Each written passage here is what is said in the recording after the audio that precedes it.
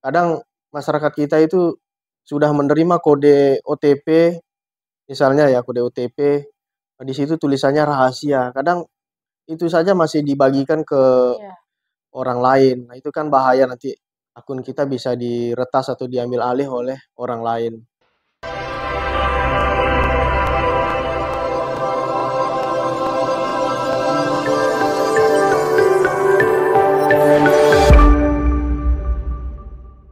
Assalamualaikum warahmatullahi wabarakatuh. Selamat pagi, salam sejahtera untuk kita semua. Salam presisi. Bersama saya Bribtu Ramadhani Dwi Kusmaningrum dalam acara podcast Presisi Polda Sulawesi Tengah. Dalam hari ini kita mengambil tema Subsatgas Cyber Hadapi Hoaks di Tahun Politik. Seperti yang kita ketahui bersama, dalam era digital yang semakin maju ini, banyak para pengguna gadget maupun media sosial yang memanfaatkan hal ini sebagai untuk penyebar hoaks ataupun berita bohong.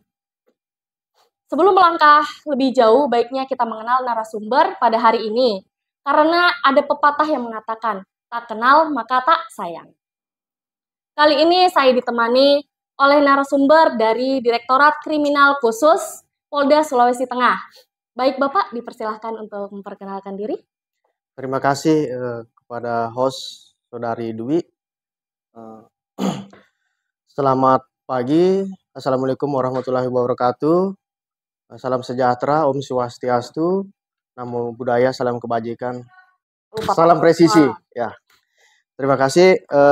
Pada kesempatan kali ini, dalam podcast kali ini saya memperkenalkan diri. Nama saya Ibtu Dewa Putu Arkajuana, pangkat Ibtu. Sehari-hari saya bertugas di Panit Subdit 5 Siber di Treskrimsus Polda Sulteng. Subdit Siber ini adalah Subdit 5 yang menangani tindak pidana siber atau kejahatan cyber yang terjadi di ruang siber atau ruang digital di dunia maya. Jadi dapat saya informasikan kepada masyarakat bahwasanya Subdit Siber ini itu awal mulanya terbentuk dari tahun 2019. Sekarang tahun 2024 ya, kurang lebih sudah 4 tahun ya. Saya sendiri berdinas di Subdit Cyber dari tahun 2020 akhir. Saya berdinas di fungsi reskrim itu dari tahun 2005. Pada saat saya mengikuti seleksi pendidikan SIP, itu penempatan pertamanya di Polres Poso, di unit Tipiter Polres Poso, kemudian pindah ke Subdit Cyber sampai dengan saat ini. Kurang lebih itu saja mungkin perkenalan dari saya. Iya, baik Pak. Tadi kan sudah kita dengarkan perkenalan singkat dari Bapak Ibtu Dewa Putu Arkajuana SH ya Pak ya, betul ya Pak? Iya, betul. Iya. Sekarang kita mau dengar nih, bagaimana sih Pak peran Subsatgas Cyber Operasi Mantap Brata Tinombala dalam mengamankan ruang digital tahun politik di Sulawesi Tengah ini? Ya, sebagaimana tugas pokok dan fungsi kami di Subdit Cyber dalam hal ini ditugaskan dalam Subsatgas Cyber di bawah Satgas Gakum.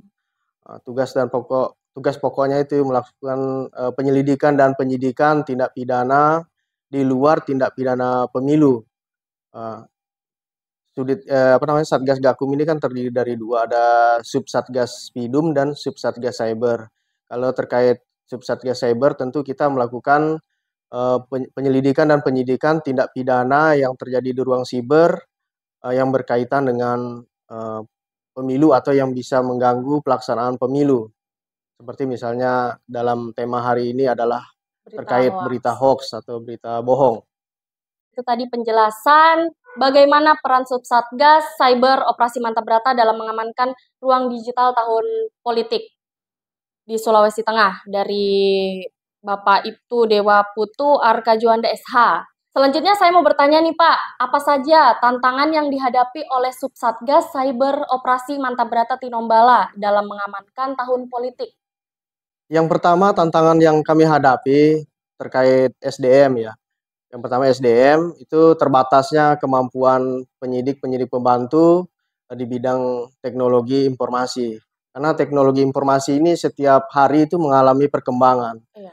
Contohnya saat ini sudah ada, aplikasi AI misalnya kan, kecerdasan buatan. Itu kan juga akan menimbulkan dampak-dampak yang menjadi tantangan-tantangan kita ke depannya. Misalnya, seperti yang viral kemarin, pidatonya Bapak Presiden dirubah jadi bahasa asing gitu Iya, kan, betul itu, Pak. itu menggunakan kecerdasan buatan. Ada foto-foto, video, dan lain-lain sebagainya. Itu juga, tantangan-tantangan yang ada ya. Selain itu letak geografis. Kejahatan siber ini atau, tindak pidana siber ini tidak mengenal batas wilayah.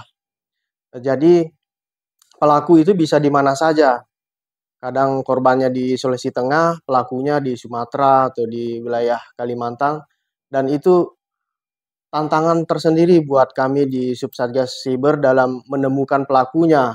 Juga selain itu membutuhkan anggaran. Anggaran kami juga di cyber ini terbatas, terbatas, kalau untuk perkara rutin itu target kami 31 perkara. Kemudian selain anggaran, eee, pada saat menjelang pemilu ini, dalam hal ini tahapan kampanye itu sudah banyak sekali terjadi penyebaran-penyebaran berita hoaks, serangan-serangan, eee, cyber itu meningkat. Ada juga upaya manipulasi informasi untuk, menggiring opini publik. Saya kira itu saja ya tantangan-tantangan yang biasa kami hadapi, dan tantangan-tantangan itu bukan merupakan hambatan yang harus kita, eee, pikirkan, semua bisa kita atasi ya. Baik, Pak. Kan tadi kan tantangan-tantangannya nih, Pak, nih. Terus gimana sih cara ngatasin tantangan-tantangan itu, Pak? Mungkin dari Subsatgas Cyber sendiri? Ya, terima kasih. Eee, Sebagaimana tantangan-tantangan yang telah kami, uraikan tersebut, ada beberapa langkah-langkah yang kita lakukan.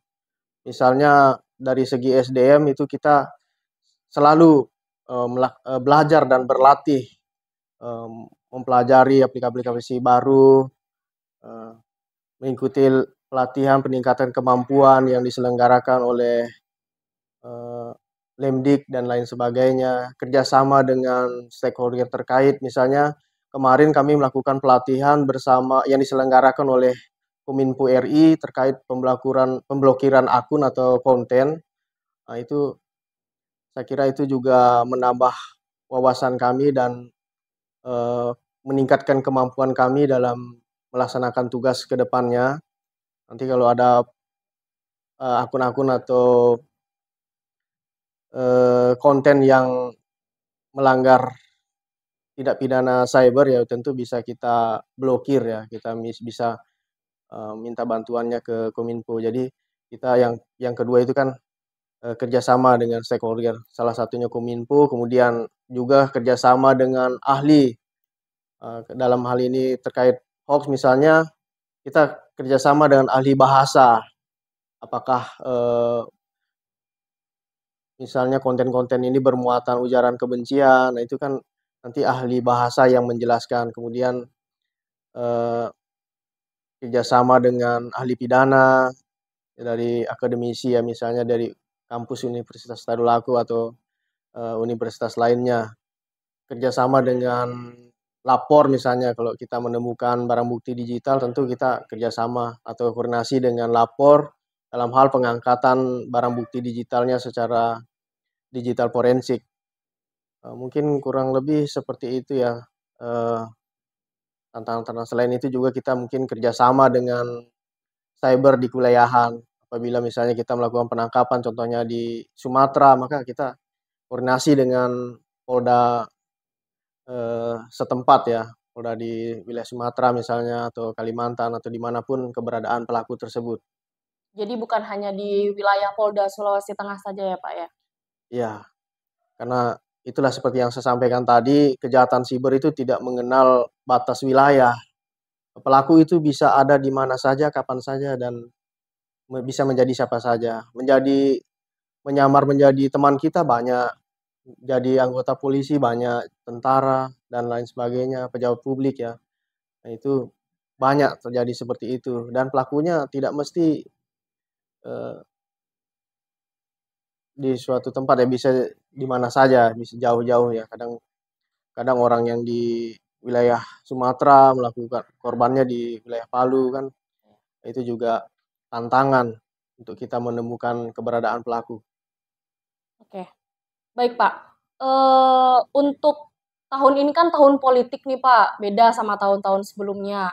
Kira-kira ada nggak sih Pak peningkatan kasus kejahatan cyber pada tahun-tahun politik ini? Ya, kalau kita bicara peningkatan kasus itu sebenarnya dari hari ke hari selalu mengalami peningkatan. Tapi kalau untuk khususnya di wilayah Sulawesi Tengah itu enggak terlalu signifikan ya peningkatannya. Eh, Mungkin meningkat sedikit ya, 10%-an gitu dari tahun-tahun sebelumnya. Khususnya di tahun politik ini ya, yang marak di medsos itu adalah berita-berita hoax tadi ya, sebagaimana tema kita hari ini itu mengalami peningkatan. Contohnya seperti apa itu Pak? Ya, berita-berita hoax ini kan banyak ya. Itu kemarin kalau nggak salah saya baca sampai akhir tahun 2023 itu kurang lebih 12 ribuan berita hoax ya yang sudah di share oleh Kominfo. Nanti kalau mau lihat apa saja berita-berita hoax itu, kita bisa mengakses websitenya Kominfo. Itu adalah website resmi dari pemerintah ya. Di situ tertera atau dicantumkan berita-berita hoax.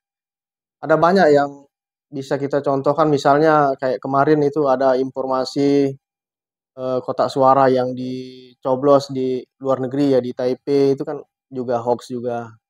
Itu sudah di-share sama Kominfo. Sekarang juga yang lagi marak ini terkait ijazah palsu. Nah, itu kan sedang bergulir terus ya.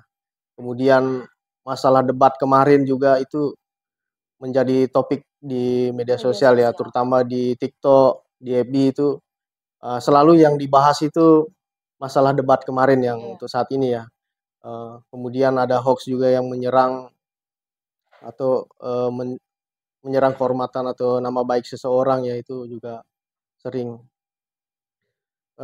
Hoax itu sebenarnya banyak ya, banyak jenisnya. Dari kita bisa lihat dari muatannya, ada muatannya itu mungkin mengandung perjudian, ada juga muatannya pencemaran nama baik atau penghinaan, ada juga muatannya pemerasan atau pengancaman. Ada, karena banyak juga hoax itu yang mengaku-ngaku pejabat publik meminta sejumlah uang, itu juga marak di tahun-tahun politik ini. Itu juga perlu kita antisipasi. Dan masih banyak Masih banyak lagi lagi yang ya. lainnya ya. Iya Kalau Pak. kita bahas mungkin nggak habis satu hari, Mas. Baik Pak. Terus bukan misalnya nih, kejahatan-kejahatan cyber yang ada di di wilayah hukum Polda Sulawesi Tengah nih apa saja Pak biasanya Pak? Ya, kalau kita bicara masalah hoax ya, yang paling banyak itu yang bermuatan pencemaran nama baik atau penghinaan, itu paling banyak di wilayah Indonesia, bahkan khususnya di wilayah Sulawesi Sulawesi Tengah Tengah. itu banyak. Hampir setiap hari orang melaporkan pencemaran nama baik. Kemudian kalau kita bicara kasus-kasus cyber itu di ranking satu pencemaran nama baik, kemudian ada penipuan, penipuan jual beli kendaraan, penipuan jual beli lelang kendaraan. Em, ada juga modus APK ya. Itu hati-hati kita bagi masyarakat Sulawesi Tengah, jangan sembarang klik Yang link. undangan-undangan itu ya Pak Ya, ya? dulu ada undangan pernikahan gitu ya, Iya. undangan Tuh ada teman-teman, tilang. Nah, sekarang ini di tahun politik ini itu ada APK data pemilu. Nah, itu. Kalau attention-nya itu APK, kiranya jangan diklik sembarangan. Nanti handphone kita bisa diretas oleh pelaku. upaya Subsatgas Cyber nih Pak dalam mencegah kejahatan cyber di wilayah Polda Sulawesi Tengah pada tahun politik ini. Upayanya. Iya, sebenarnya kita kan tidak sendirian ya di Subsatgas itu. Di operasi Mantap Berata itu sudah dibagi-bagi satgas-satgasnya. Khususnya kami itu kan di Satgas Gakum, tentu tugas pokoknya itu adalah penyelidikan dan penyidikan tindak pidana cyber yang dapat mengganggu pelaksanaan pemilu. Kemudian tadi pertanyaannya bagaimana pencegahan, sebenarnya ada satgas yang khusus melakukan pencegahan, misalnya satgas preemptif, satgas preventif. Nah, itu yang dikedepankan dalam hal pencegahan.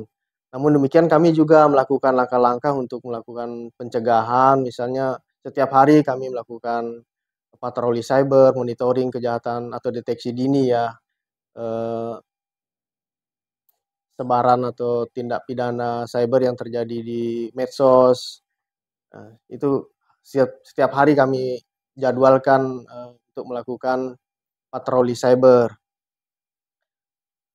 Kemudian sosialisasi di akun kita, kemudian aplikasi berita yang positif ya, supaya masyarakat khususnya di Sulawesi Tengah mengetahui bahwa mana yang berita yang benar dan mana yang berita bohong, tentu kita perlu menyampaikannya. Dan masih banyak lagi langkah-langkah yang lain ya untuk pencegahan. Yang paling utama sih kita deteksi dini ya, melakukan patroli cyber tadi. Baik, Pak. Apa aja sih, Pak, sanksi-sanksi yang melakukan kejahatan cyber ini, Pak? Mungkin bisa diterangkan hukumannya apa, pasal berapa, Ya, jika yang melakukan pelanggaran kalau tersebut. kita bicara sanksi tentu kita lihat kronologisnya atau modus operandinya. Terkait berita hoax ini kan banyak macamnya ya, dilihat dari kontennya. Misalnya kalau bermuatan perjudian tentu dia bisa dijerat di pasal 27 ayat 2 ya, ayat 2 perjudian. Kalau ayat 1 kan kesusilaan. Itu kan banyak biasa orang edit-edit fotonya suatu tokoh ya, diplesetkan, dibuatkan konten yang melanggar kesusilaan, itu bisa mungkin diterapkan pasal 27 ayat 1, itu ancamannya 6 tahun.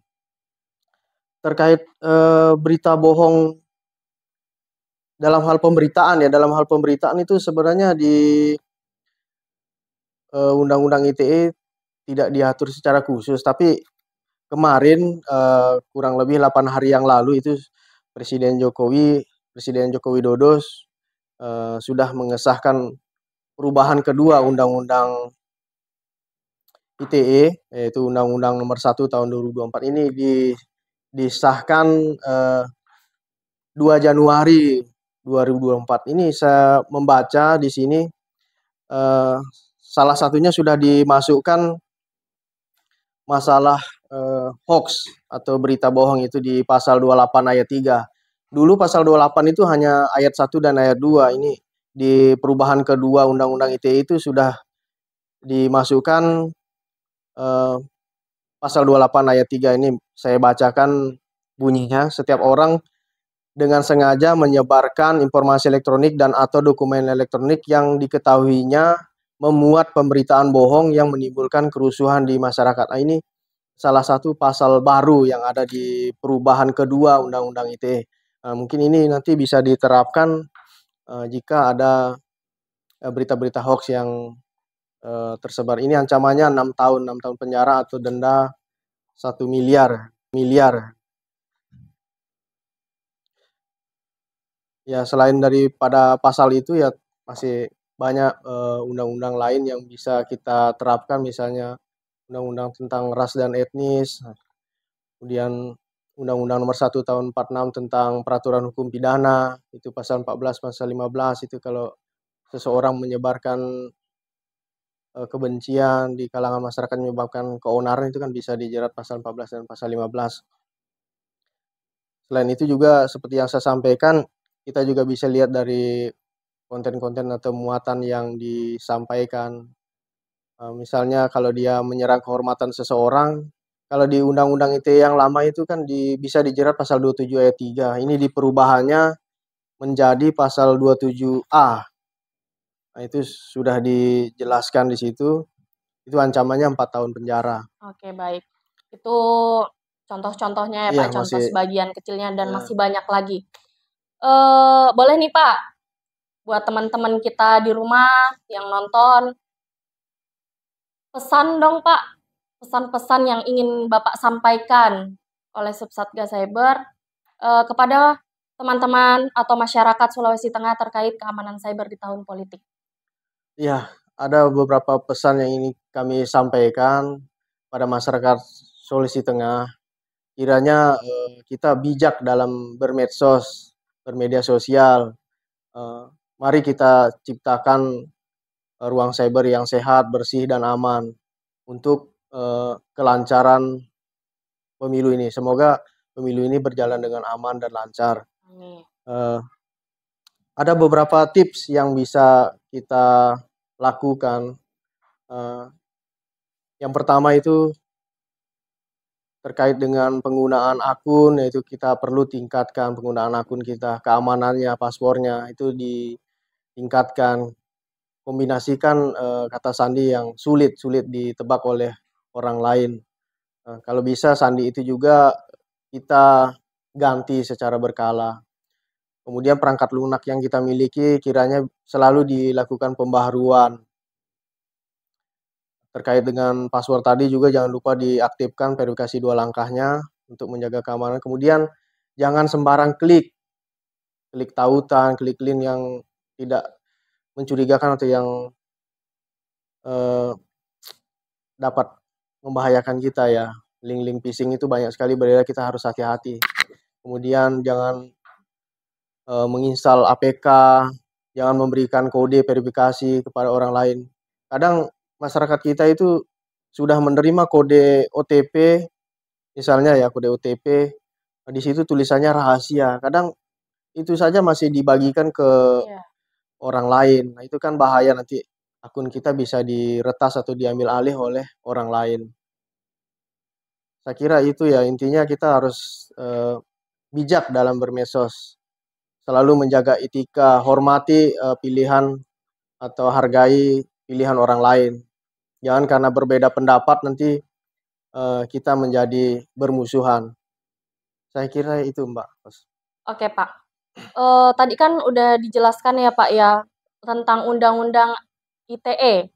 Terus sampai saat ini nih Pak, apa sudah ada kasus Undang-Undang ITE terkait pemilu yang ditangani sama Subdit Cyber? Ya, terkait kasus-kasus hoax,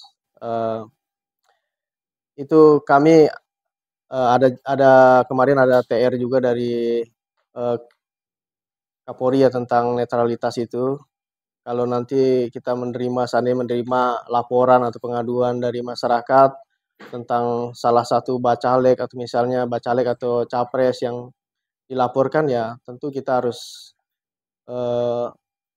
diminta kiranya menunggu pelaksanaan pemilu itu selesai dulu baru kita proses lebih lanjut. Sejauh ini Sudit Cyber belum ada menangani perkara cyber yang terkait pemilu ya. Ada beberapa laporan pengaduan yang mengarah ke beberapa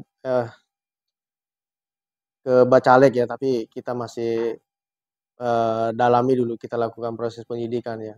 Nanti kita sampaikan lebih lanjut masalah penanganan perkara-perkara hoax ini ya.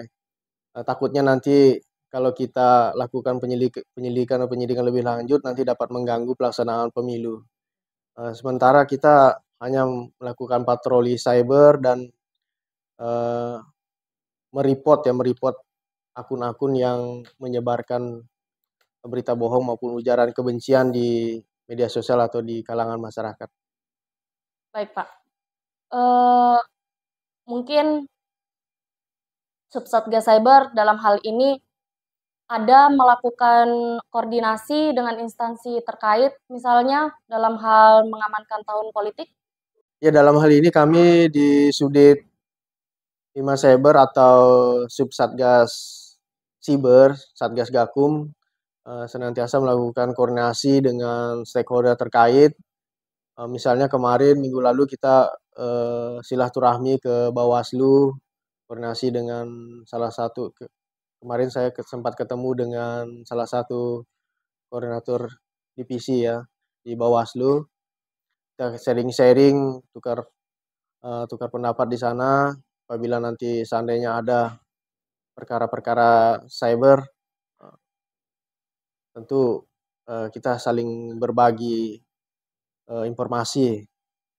Selain itu juga kita selalu koordinasi dengan ahli ya. Kita dalam menangani perkara cyber, dalam menyelidiki dan melakukan penyelidikan dan penyidikan tindak pidana cyber itu kita selalu berkoordinasi dengan para ahli ya, ahli bahasa yang sering kita koordinasi itu biasa dari BRIN ya, dari Balai Bahasa, dari kampus Universitas Tadulako.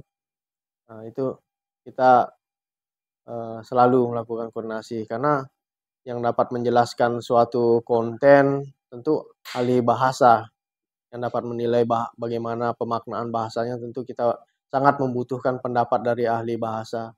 Kemudian juga kita kerjasama dengan ahli pidana untuk menentukan apakah ini sudah memenuhi unsur pidananya atau belum. Itu penting juga.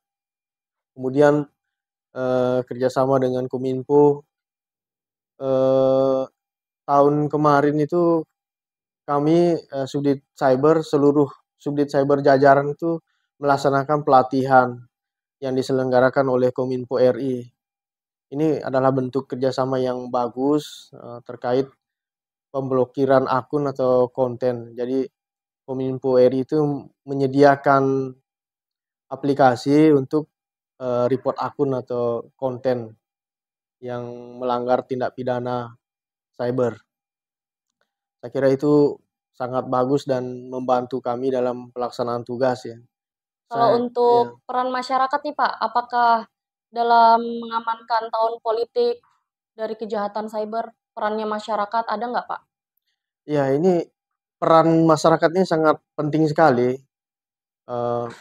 Yang pertama, masyarakat kiranya dapat bijak dalam bermedsos seperti yang saya sampaikan tadi. Dengan kita bijak bermedsos tentu itu dapat menangkal kejahatan siber ya.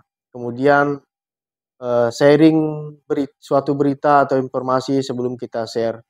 Kadang-kadang masyarakat kita ini menerima suatu berita tidak dikonfirmasi kebenarannya, diteruskan lagi ke orang lain atau ke grup lain. Nah, itu kan kalau dia beritanya berita bohong kan itu sangat berbahaya ya.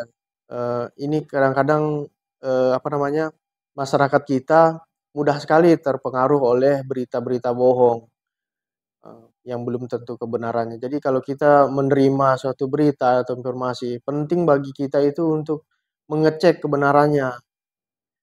Ketik saja judul yang sama di search engine misalnya Google itu ditelusuri apakah berita itu benar atau tidak. Nanti pasti akan diberitahukan tentang kebenaran suatu berita itu. Kalau ingin melihat apa saja tren-tren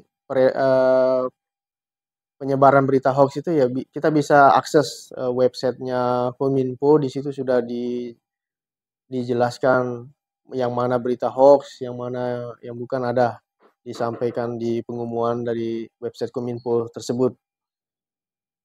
Kemudian intinya yang kami sampaikan adalah terkait peran masyarakat ini sangat penting ya. Apabila masyarakat nanti ke depannya menemukan adanya berita bohong atau ujaran kebencian itu dapat memberitahukan kepada pihak kepolisian atau para penegak hukum yang berwenang. Silahkan disampaikan kepada kami apabila masyarakat menemukan atau mendapatkan informasi atau berita bohong yang menyesatkan, itu silahkan disampaikan agar kami nanti bisa tindak lanjut.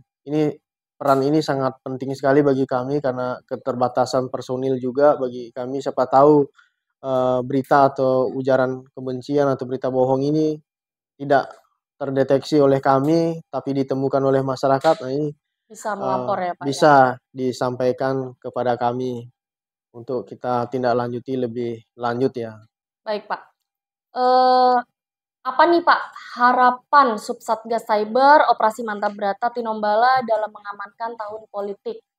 Ya, harapan kami di Subsatgas Cyber tentu sama dengan harapan kita semua, masyarakat Indonesia. Kita berharap pemilu ini dapat Damai. berjalan dengan damai, lancar, dan aman ya.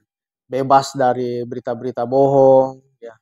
Boleh kita berbeda pendapat, boleh berbeda pilihan, tapi jangan bermusuhan. Kita satu persaudaraan, satu bangsa, satu tanah air. Paling terakhir nih, Pak, apa imbauan Subsatgas Cyber Operasi Mantap Brata dalam mengamankan tahun politik? Baik, terima kasih ya. Sobat Humas, ya, perlu kami sampaikan himbauan kepada masyarakat Indonesia ataupun masyarakat Kota Palu, masyarakat Sulawesi Tengah khususnya. Kami menghimbau kepada masyarakat Sulawesi Tengah kiranya bijak dalam bermedia sosial. Kita hormati pilihan atau pendapat orang lain. Jangan karena kita berbeda pilihan, akhirnya kita bermusuhan. Kemudian sebelum kita menyebarkan suatu berita atau informasi, kita sharing berita tersebut. Sharing sebelum di-share. Verifikasi kebenaran suatu berita. Jika itu berita itu tidak benar atau berita bohong, ya kita hentikan cukup di kita. Jangan kita teruskan lagi ke orang lain atau grup lain. Nah, ini penting sekali untuk mencegah peredaran dari berita-berita bohong.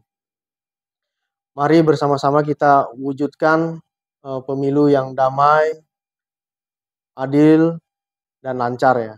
Itu harapan kita selaku masyarakat yang berbangsa dan bertanah air ya. Baik, Pak. Apalah ya.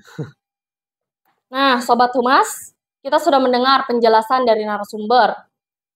Yang perlu kita ingat, bijaklah dalam bermedsos, mencari kebenaran terlebih dahulu. Apabila menerima suatu informasi, jangan langsung di-share, betul ya Pak ya? Iya. Dan jangan gampang percaya, karena yang nyata hanya di dunia nyata. Sekian podcast hari ini, kita bertemu di podcast selanjutnya. Wassalamualaikum warahmatullahi wabarakatuh.